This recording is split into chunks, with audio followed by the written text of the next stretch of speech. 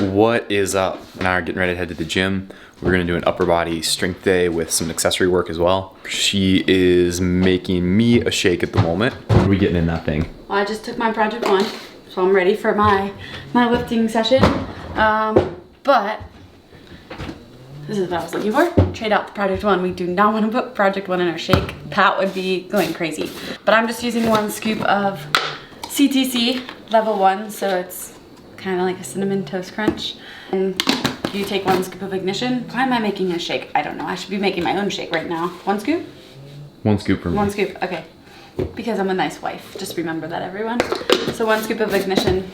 Then I'll make mine too. But we don't share a shake. We both need our post-workout shakes. However, we are getting ready to go to the gym. I actually haven't worked out yet.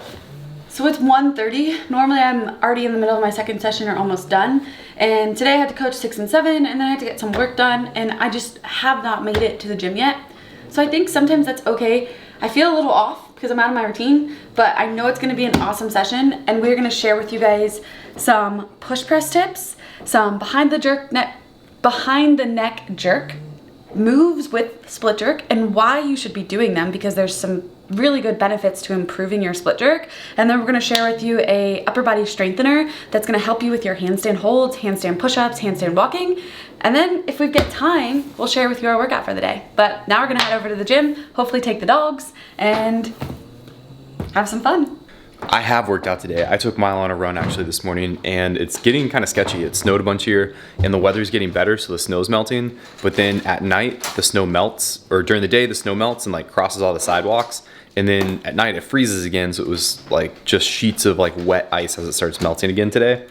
And Milo might just wait here. I think I did a good job wearing him out. And we are actually still babysitting or dog sitting Mo, who is wide awake right now and still snoring.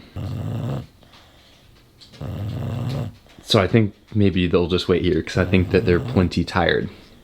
We'll see you guys at the gym here in just a few. I got blue thumb tape to match my shoes. Always gotta be matching. Bye guys. Bye. He always gets a kiss. Almost fell. Find that slippery ice? We're here. My favorite place. It's nice to work out in the gym. I love the gym.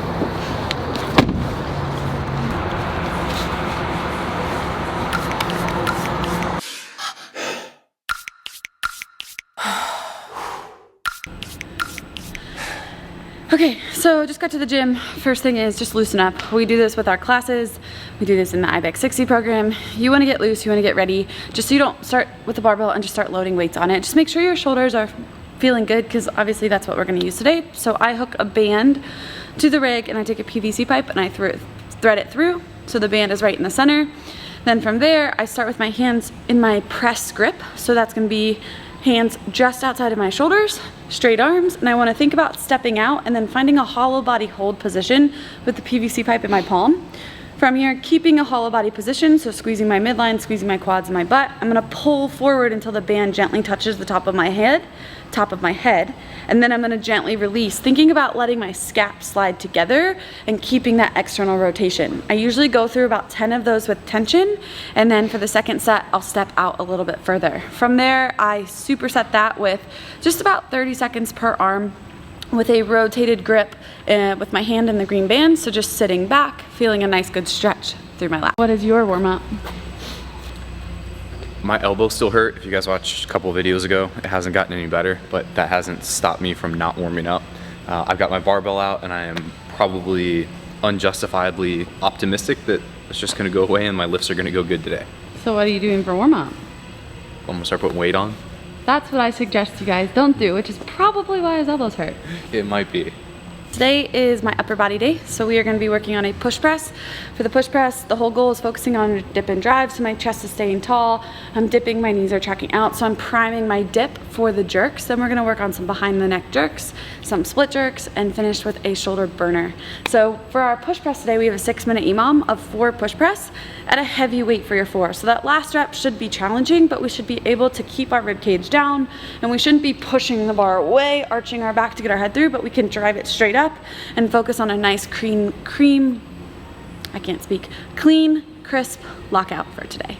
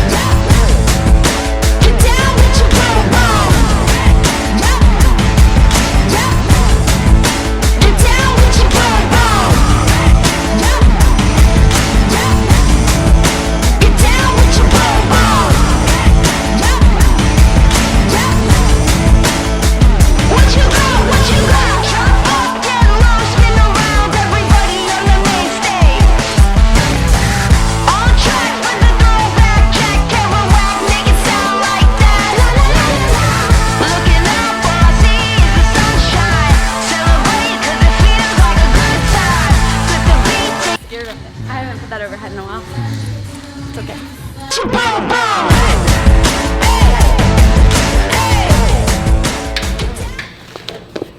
So, behind the neck jerks went pretty well. We ended up doing 5 sets of 2 at a moderate weight. So somewhere around like your 70% of your jerk, and that was just for priming and for technique. And then we went into 5 sets of 1, building to a heavy. Ideally, when you're doing these behind the neck jerks or jerks, you'd be using a set of blocks so you don't have to re-rack it onto your back, but only going to a moderate weight, we felt comfortable re-racking, and we only built as heavy as we did with bringing that bar down. And the heavy singles, you noticed we would dump it forwards. So we didn't even try to re-rack it down. We would just let the bar hit the floor, strip the plates, power clean it up, and put it on the rack. So if you have blocks, that will prevent you from having to do the strip the bar and power clean it up. I really love behind the neck jerks because if you think about it, when we have the bar in a front rack position, it's front loaded, which means we have to get our head out of the way by tucking our chin and get our head through and pull the bar back behind our ears. So for those of us who struggle with being able to commit our head under the bar and finishing with our head in front or the bar behind our ears, this is a really great drill because it puts the bar on the back so it's directly over the midline. So I can use my hamstrings and my glutes to toss the bar straight up, and it's already in my receiving position. So I can focus on power of my legs. It also takes the pressure off of my clavicles and off of my wrist, and it just helps me focus on that solid catch position without having to worry about getting my head through, which is something I really struggle with. When it gets heavy, I get scared to commit. So just having that bar right there is a huge help for me, and I'm gonna continue on this for the next 3 to 4 weeks just to work on the technique of my jerk because I think it's probably one of my weakest Olympic weightlifting moves. So if you guys struggle putting your head through, definitely play around with some behind the neck split jerks. They're super awesome, they feel really great, and they're pretty fun too. So we're finishing up jerks, putting our weights away from that. We're gonna get some dumbbells out. We lifted some heavy stuff for some heavy stimulus. Now we're gonna go for some hypertrophy, and we're gonna do some Tabata dumbbell presses or push presses. The weights are still gonna be pretty light for the dumbbells, but the idea is just to get a lot of volume and reps in. So I'm sure the first couple sets of the Tabata will feel pretty easy, but it should get substantially more challenging as we get on. I think we're gonna be 35 pounds for me, 2 35-pound dumbbells, and 2 25-pound dumbbells for Christy, and we're just gonna try to blow out the shoulders.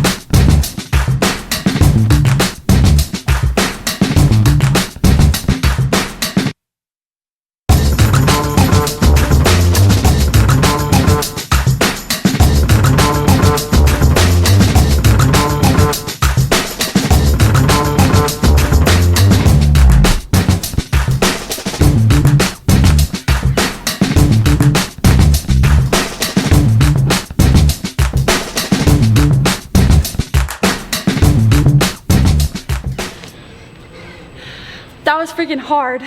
I love that for handstand push-up stamina. So, and it's really good because you don't have the compression on your cervical spine, which is what I hate about handstand push-ups. So we started with, I used 25 and Pat used 35, and that was really dicey. I was getting 14 to 16 for 20 seconds. I don't know what he was getting, I think he was stopping early.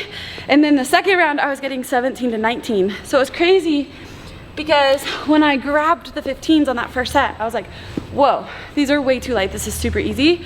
But then immediately, by the end of the second set and the start of the third, my triceps were already blown up. So it's just really good, I don't even wanna press these, but that extension of the handstand push-up, especially a kipping handstand push-up, just working that hypertrophy and the high volume for our shoulders and our triceps, really fun, you guys should give it a go. So there's a couple good ways there to get some good loading with the behind the neck jerks. So a lot of times when we're coming to the front rack, it's harder to bring it down. It's also a little bit more challenging to get it up and overhead. So it's a little bit easier on the body, still get a whole bunch of loading. And then moving to the dumbbells, we got a ton of volume. We all know when we hit that fatigue in a handstand push-up where it's failure. You get there and you gotta shake it out. You can't just kick back up. And the volume sets are great for that, pushing that further down the road.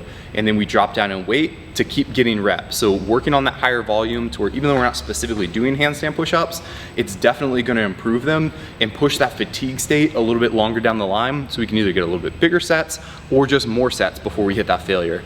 Hopefully you guys found some value in this. You can implement some of this into your training. Drop us in some comments below for anything you guys wanna see, if this was helpful, and we'll catch you guys in the next one.